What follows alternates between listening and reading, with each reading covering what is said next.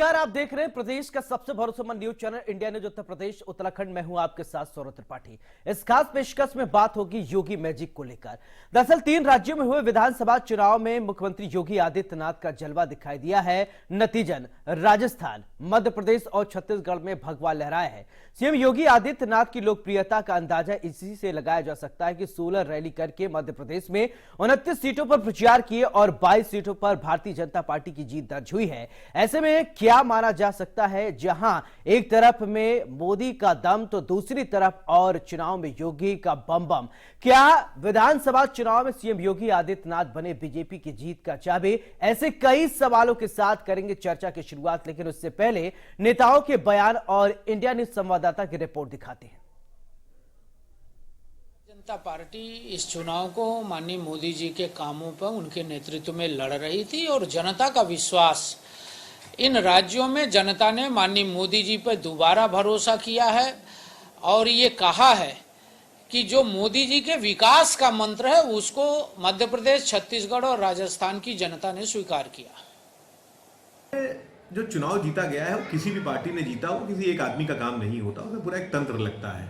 बाकी ये पीआर एजेंसियों का खेल है कि ये साहब योगी मॉडल है तो योगी के दम से चुनाव जीत गए हैं। अपना स्टेट्स तो योगी जी संभाल नहीं पा रहे हैं, ना लॉ एंड ऑर्डर कंट्रोल में है, ना महंगाई कंट्रोल में, ना बेरोजगारी कंट्रोल में है। दूसरे स्टेट्स में क्या चुनाव जिताएंगे?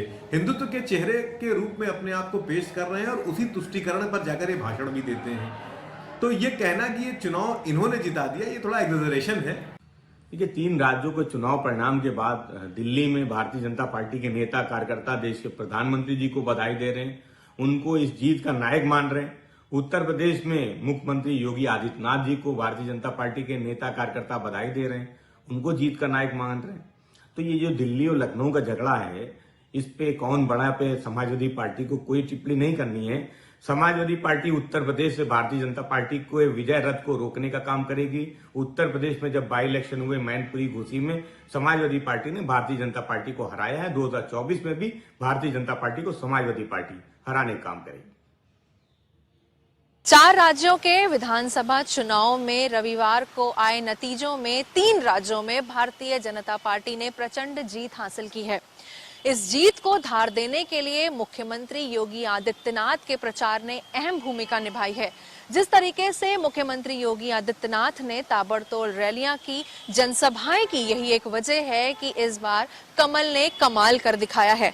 आपको बताते चले कि तीनों राज्यों में उनका दम दिखाई पड़ा है और योगी का विकास की योजनाओं के साथ ही राष्ट्रवाद और हिंदुत्व के मुद्दों को मुखरता से रखना भारतीय जनता पार्टी के लिए रास आया। योगी ने जहां चुनावी सभाएं की, उसमें लगभग 50% सीटों पर भारतीय जनता पार्टी कमल खिलाने में कामयाब रही। मध्य प्रदेश, राजस्थान, छत्तीसगढ़ से लेकर तेलंगाना तक योगी भारतीय जनता पार्टी के स्टार प्रचारकों में शामिल थे और यूपी में बैठकों, दौरों व बड़े आयोजन के बीच उन्होंने चुनावी राज्यों में संगठन के निर्देश पर प्रचार भी किया और उसकी जिम्मेदारी भी संभाली थी। भारतीय जनता पार्टी नेतृत्व के कल्याणकारी योजनाओं के साथ ही राम मंदिर के निर्माण व रामलला की प्राण प्रतिष्ठान के आयोजन को भी चुनावी एजेंडे में रखा। वहीं राजस्थान में महिला सुरक्षा और महिला कानून व्यवस्था के मसले पर भी भारतीय जनता पार्टी लगातार कांग्रेस को घेर रही थी। इन मुद्दों को प्रभावी बनाने की पार्टी की जो रणनीति है, उसको जमीन पर उतारने के लिए योगी ने अपने भाषण को इसके आसपास ही केंद्रित रखा। यूपी के सीएम के तौर पर अयोध्या में राम मंदिर की प्राण प्रतिष्ठान के लिए आमंत्रण और कानून व्यवस्था के योगी के बुलडोजर मॉडल की चर्चा चुनावी राज्यों में खूब रही। योगी ने 4 राज्यों में 57 रैलियों में 90 से अधिक प्रत्याशियों के जिताने की अपील भी की थी, जिसमें 43 से अधिक सीटों पर भारतीय जनता पार्टी को सफलता भी मिली थी। आपको बताते चले कि जिस तरीके से कहा जाता है कि जो विधानसभा चुनाव हैं वो एक सेमीफाइनल्स हैं और अभी फिलहाल आगामी लोकसभा चुनाव की बात करें तो जिस तरीके से अब भारतीय जनता पार्टी के हौसले बुलंद हैं और उत्तर प्रदेश की भी बात की जाए तो यहाँ पर जो 80 सीटें हैं वो बेहद अहम भूमिका निभाती हैं। इसी के चलते जिस तरीके से इन 3 राज्यों में प्रचंड बहुमत के साथ भारतीय जनता पार्टी आई है और सभी का यही कहना है। तो मोदी का ट्रंप कार्ड योगी 2024 के रण में उपयोगी, क्या ये विपक्ष को रास आ रहा है? चलिए हमारे साथ चर्चा में मेहमान जुड़ गए हैं, क्या उनका कुछ प्रतिक्रिया है उनसे जानेंगे। दीपक बघेल बीजेपी प्रवक्ता, बहुत बहुत स्वागत है। अशोक तिवारी समाजवादी पार्टी के प्रवक्ता आप हैं, बहुत बहुत स्वागत है। रफत फातिमा कांग्रेस प्रवक्ता, बहुत बहुत स्वागत है। मनोज मिश्रा जी वरिष्ठ पत्रकार आप हैं, आपका भी बहुत बहुत स्वागत है। चर्चा की शुरुआत दीपक बघेल जी मैं आपसे ही करना चाहता हूं कि कहा जा रहा है कि मोदी का ट्रंप कार्ड योगी 2024 में होंगे उपयोगी, मानते हैं क्या? देखिए, निश्चित ही भारतीय जनता पार्टी के जो सामूहिक नेतृत्व है, वो सामूहिक नेतृत्व के साथ में किसी भी चुनाव के अंदर जाती है और उसका परिणाम जब आप देखते हैं तो वो आंधी और तूफान की तरह नजर आता है। जिस प्रकार से आपने देखा होगा, जहाँ कई जो एग्जिट पोल से या कई जो सर्वे एजेंसियां भी वहां पर भारतीय जनता पार्टी को कमतर आ रही थी, परंतु हम शुरू से कह रहे थे कि नहीं, भारतीय जनता पार्टी के सिर्फ हवाई में चल रही है, आंधी और तूफान दोनों ही साथ में चल रहे हैं और वो आपको नतीजों में नजर भी आया। वहीं अगर उत्तर प्रदेश के मुख्यमंत्री श्री योगी आदित्यनाथ जी की बात करें तो आज उत्तर प्रदेश के मुख्यमंत्री एक नई ब्रांड की तरह पूरे देश के अंदर उभर के आ रहे हैं और अपितु आज उनकी डिमांड विदेश के अंदर भी है। जिस प्रकार से आपने देखा होगा, पेरिस के अंदर दंगे होते तो वहां पर लोगों की एक डिमांड उठकर आती है कि योगी गवर्नेंस मॉडल वो वहां पर आना चाहिए। तो आज जो योगी गवर्नेंस मॉडल है उसकी चर्चा होती है, लोग योगी के विकासशील मॉडल की चर्चा होती है और योगी आदित्यनाथ जी की एक छवि है जो सनातन संस्कृति के वाहक नजर आते हैं, सनातन संस्कृति के संरक्षण नजर आते हैं। और वहीं पर अगर अपराध और अपराधियों की बात करें तो जिस प्रकार से उत्तर प्रदेश के अंदर जो संगठित माफिया थे, भू माफिया थे, उनके ऊपर कार्रवाई करने की अगर देखें तो उसमें भी योगी आदित्यनाथ जी नंबर 1 नजर आते हैं। तो आज सेवा, सुरक्षा, सुशासन, विकास और सांस्कृतिक राष्ट्रवाद को अगर सबसे आगे उत्तर प्रदेश के अंदर लेकर चल रहे हैं तो वो मुख्यमंत्री श्री योगी आदित्यनाथ जी हैं। तो निश्चित ही आज लगभग 57 रैलियों के अंदर 15 दिन के अंदर उन्होंने 57 रैली की और 57 रैलियों में से परिणाम ये निकल कर आता है कि 92 सीटों पर प्रत्याशी जीत कर आते हैं, जीत का बिगुल बजाते हैं। तो निश्चित ही जब हमारे पास इतने लोकप्रिय चेहरे चलिए आपने लोकप्रियता की बात कर दी, अशोक जी क्या सोचते हैं ये जानना ज्यादा जरूरी है। अशोक जी आप क्या सोचते हैं? मुख्यमंत्री योगी आदित्यनाथ रैलियां किए, ताबड़तोड़ 57 रैली किए, लगभग 90 से ज्यादा प्रत्याशियों के लिए चुनाव प्रचार किया, बहुत ज्यादा कमल खिला। मानते हैं मुख्यमंत्री योगी आदित्यनाथ का चेहरा दूसरे राज्यों में भी कमाल कर रहा है? जी देखिए, ये कोई भी खुशफहमी में हो सकता है, गलतफहमी पाल सकता है, तो उसका कोई इलाज नहीं है। उसका इलाज तो स्वयं ईश्वर करेंगे या मनोचिकित्सक करता है जी। सच्चाई है ये जो इसमें भाजपा को बहुत ज्यादा खुश होने की आवश्यकता नहीं है जी। उत्तर प्रदेश का सवाल, जहां तक योगी जी की बात आपने की, उत्तर प्रदेश में मैनपुरी चुनाव आपने देखा, उस चुनाव घोसी का उपचुनाव देखा, किस तरह से घोसी में पूरी ताकत और हर तरह से जो है एन केन प्रकारें लोगों को मिलाना, अपने दल में लाना, मंत्रियों को लगाना, पूरी सत्ता की ताकत लगा दी, झोंक दी इन्होंने। लेकिन जनता ने क्या रिजल्ट दिया अंत में?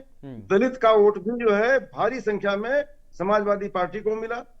सच्चाई यह है कि समाजवादी पार्टी का जो काम है इस समय राष्ट्रीय स्तर पर, उत्तर प्रदेश स्तर पर, भाजपा अभी उसको समझे और आकलन करे। आज उत्तर प्रदेश में भारी संख्या में भाजपा को हराने का बिल्कुल काम समाजवादी पार्टी करने जा रही है। समाजवादी पार्टी अच्छा काम कर रही है अशोक जी, लेकिन भाजपा धड़ाधड़ सरकार बना रही है, ये भी सोचिए। हाँ, तो इस पर मैं अपने विचार रखने जा रहा हूँ। ये जो राज्यों का चुनाव था, ये भी उसका पाला इंडिया गठबंधन से नहीं पड़ा है। अरे सस्ते में निपटा लिया है कांग्रेस को।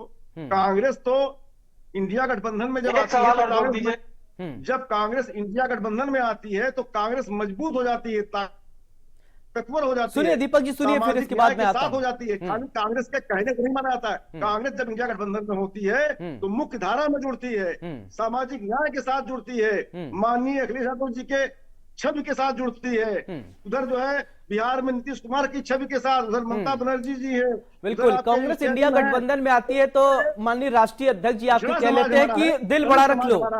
आपका कमजोर समाज है, ये तो इंडिया गठबंधन में पूरी ताकत के साथ है। और हालात ये है कि कांग्रेस जब वहां जुड़ती है तो ताकतवर हो जाती है। और ये इन्होंने सस्ते में निपटा लिया है। कांग्रेस के कुछ कमियों की वजह से, कांग्रेस के कुछ वक्तव्यों की वजह से कांग्रेस समझ नहीं पाई चुनाव कैसे लड़ा जाए, और कांग्रेस ने इंडिया गठबंधन के मोर्चे से लड़ करके अकेले चुनाव लड़ने में विश्वास रखा। यही कमी रह गई और उसका फायदा भाजपा को मिल गया। कांग्रेस जो इंडिया गठबंधन के साथ लड़ती तो जीती हुई बाजी को।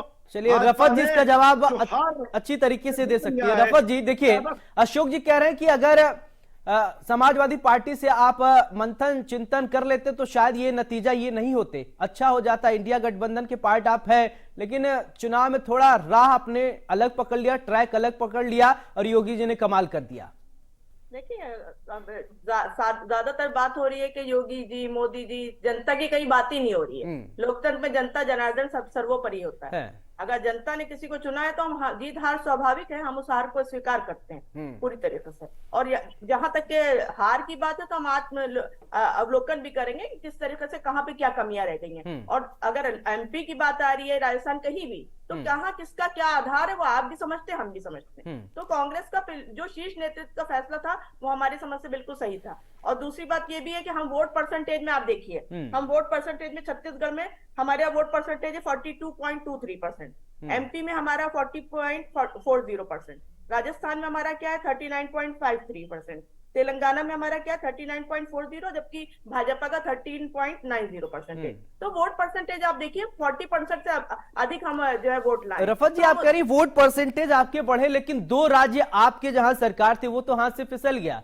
राजस्थान, मध्य प्रदेश ठीक है, बीजेपी की सरकार थी। छत्तीसगढ़ में माना जा रहा था कि कांग्रेस आप बहुत मजबूत स्थिति में, भूपेश बघेल जी बहुत काम कर रहे हैं। माना जा रहा था, लेकिन जो हुआ है उसको हमें स्वीकार करना है। माना क्या जा रहा था, एग्जिट पोल क्या करे तो उस पर हम नहीं जा रहे हैं। हम जो प्रेजेंट सिनेरियो उस पे जा रहे हैं कि हमारे साथ क्या हुआ है हम उसको देखेंगे, कि हम आगे क्या तैयारियां करेंगे हम उसको देखेंगे। अभी उत्तर प्रदेश के सामने चुनाव है, हमारे कार्यकर्ताओं में पूरा जोश है, हमारे सारे पदाधिकारी और लगातार मीटिंग कर रहे हैं। तो हम इस जीत और हार में वो नहीं कर रहे हैं, हम मजबूत विपक्ष के रूप में पूरी तरीके से मुद्दों पे बोलते रहेंगे। और जिस तरीके से हम लगातार, हमारा शीर्ष नेता हमारे राहुल गांधी जी लगातार बोल रहे थे, आज भी हम वैसे ही बोलेंगे। तो राहुल गांधी जी लगातार बोल रहे हैं, आज भी वैसे बोलेंगे, ठीक है, अच्छी बात है। मनोज जी, अभी आपने भाजपा और तीनों प्रवक्ताओं का हमारे सुन लिया, और आप, जब मैं अशोक जी से सवाल पूछ रहा था तो आप मुस्कुरा रहे थे।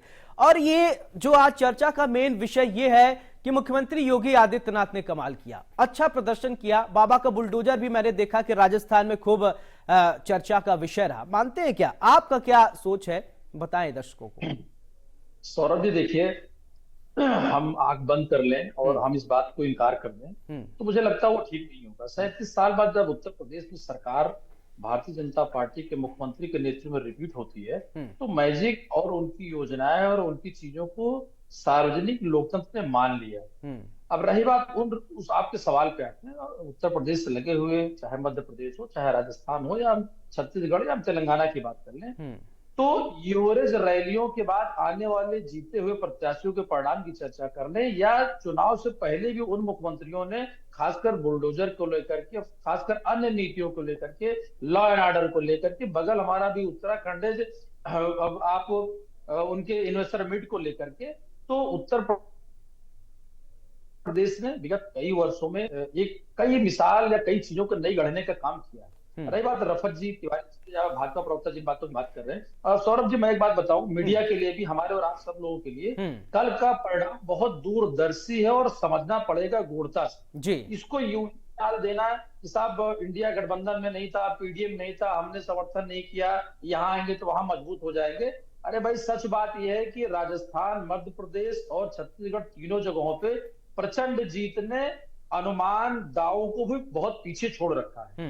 हम इस बात से इनकार नहीं कर सकते हैं। और आने वाले 2024 के चुनाव को आप सेमीफाइनल तो हर चुनाव को मान लेते हैं, मैं उसको सेमीफाइनल नहीं मानता, बल्कि इस भारत की राजनीति में, लोकतंत्र में, देश की आजादी, बार हम नेताओं की बात कर लें तो नेहरू और इंदिरा गांधी का जिक्र होता था, मोदी जी या उत्तर प्रदेश में योगी जी, इससे पहले पॉपुलर बाकी नेताओं की जनता ने स्वीकारता दी है। और जनता आपने स्वीकारता दी थी वोट डाल करके, जनतंत्र में सीटों को जिता करके या सरकारें बना करके या रिपीट करा करके। अब क्या लगता है, मध्य प्रदेश की सरकार बीच में, जब बहुमत की सरकार के बाद फिर दोबारा भाजपा सरकार बनी, और उसके बाद आप देखिए कि लगातार, आप, हम लोग एग्जाम्पल दिया करते थे, कभी वामपंथ का बंगाल में या गुजरात की सरकार को लगातार बात करते, आप एमपी की बात क्यों नहीं करते? सरकार लगातार रिपीट हो रही है। छत्तीसगढ़ में बघेल को लेकर के हमारा, आपका या बाकी अन्य दलों का भी परसेप्शन क्या था, लेकिन अगर आप सीटों का अंतर देख लें,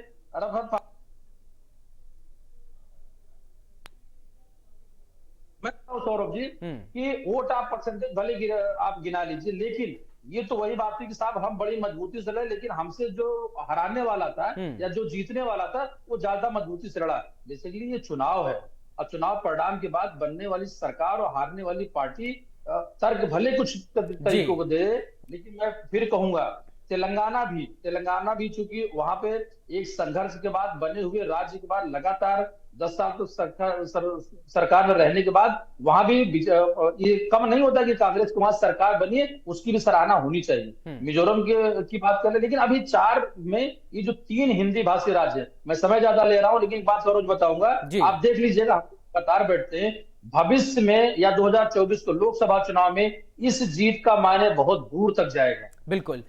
दीपक जी, आप कुछ कहना चाह रहे थे। अशोक जी ने कहा कि घोसी के उपचुनाव को उन्होंने जिक्र किया, उसका जवाब आप दीजिए, फिर इसके बाद लगातार अगली रणनीति की आप बात करें। कहते हैं ना भाजपा हमेशा जो है वो एक्शन मोड में रहती है, तो आगे का एक्शन क्या होगा वो भी बताइएगा। सौरभ जी, अशोक तिवारी जी ने कहा कि भारतीय जनता पार्टी के नेता और नेतृत्व या कार्यकर्ता गलतफहमी में रहते हैं। मुझे लगता है कि एक गलतफहमी अशोक तिवारी जी की भी दूर हो जानी चाहिए। मध्य प्रदेश के अंदर अखिलेश यादव भी चुनाव के लिए प्रचार करने गए थे। कितनी सीटें निकाली समाजवादी पार्टी ने और उनने कितनी सीटों पर उनका स्ट्राइक रेट क्या रहा, इस पर भी एक बार चर्चा करें। और अशोक तिवारी जी को मुझे लगता है साहब को इसे बता के जाना चाहिए अगर सच्चे हृदय के साथ में कि उन्होंने कितनी सीट निकाली और कितना उनका स्ट्राइक रेट रहा, क्योंकि हम तो स्ट्राइक रेट बता रहे हैं, अशोक तिवारी छिपा रहे हैं, तो इसी में आपको बहुत कुछ मिल जाएगा। और देखिए गलतफहमी क्या है, कभी उत्तर प्रदेश के अंदर गढ़ की राजनीति होती थी, अरे साहब आजमगढ़ समाजवादी पार्टी का गढ़, बदायूं समाजवादी पार्टी का गढ़, फिरोजाबाद समाजवादी पार्टी का गढ़, आज उन गढ़ों की क्या स्थिति है, एक बार अशोक तिवारी जी को उस पर भी चर्चा करनी चाहिए। मैं एक दो छोटी जीतों के ऊपर आज इतना बौखलाहट और तिलमिलाहट जो नजर आती है, इतने हतोत्साहित हो जाते हैं, तो मुझे लगता है कि अशोक तिवारी जी को यह भी देखना चाहिए। देखिए आज स्पष्ट है कि देखो जनता का मूड एक ही है, डबल इंजन की सरकार के लिए एकदम पूर्ण रूप से है। देश के अंदर प्रधानमंत्री श्री नरेंद्र मोदी जी की जो गारंटी है उन पर आज जनता भरोसा करती है और आंख बंद करके भरोसा करती है, ये स्थिति है। और प्रदेश के अंदर मुख्यमंत्री श्री योगी आदित्यनाथ जी का जो गवर्नेंस मॉडल है, आप देखिए उत्तर प्रदेश के अंदर लगातार जब से योगी आदित्यनाथ जी की सरकार आई है, वहां पर अगर सम्मान निधि देने की बात आई है तो उत्तर प्रदेश नंबर 1 रहता है। अशोक जी आऊंगा मैं, सुन लीजिए योजना को, अशोक जी सुन लीजिए, जनधन की बात आती है तो उत्तर प्रदेश नंबर रहता है, आवास की योजना आती है तो उसमें उत्तर प्रदेश नंबर रहता है, उज्ज्वला की योजना आती है तो उत्तर प्रदेश नंबर रहता है, सौभाग्य की बात आती है तो उत्तर प्रदेश नंबर रहता है, जीवन ज्योति की योजना की बात आती है तो उत्तर प्रदेश नंबर रहता है, एथनॉल उत्पादन की बात आती है तो उत्तर प्रदेश नंबर रहता है, चीनी मिल संचालन में उत्तर प्रदेश नंबर रहता है, स्वच्छ भारत अभियान की बात आती है तो उत्तर प्रदेश नंबर रहता है, चीनी उत्पादन में भी आज उत्तर प्रदेश नंबर 1 रहता है। ई कॉन्स्टिट्यूशन, जो अपराधी है उनको सजा दिलाने का काम, उसमें भी उत्तर प्रदेश नंबर रहता है। चलिए दीपक जी अशोक जी नंबर 1 का खूब होमवर्क करके आए हैं, ठीक है, अच्छी बात है। दीपक जी नंबर 1 की गिनाने की खूब होमवर्क करके आए। अशोक जी एक सवाल की जवाब दीजिए, अखिलेश यादव जी भी गए थे प्रचार करने, जैसा कि इनका एक आरोप था, कितने सीट वो निकलवा दिए, थोड़ा इसका जवाब दीजिए, फिर इसके बाद रफत जी के पास में जाऊंगा। देखिए मैं आपको पूरा राष्ट्रीय परिदृश्य में बताता हूँ। मध्य प्रदेश की जहां तक बात है, वहां पर समाजवादी में लड़ा, उसके कार्यकर्ता लड़े, ठीक लड़े, हम संतुष्ट हैं।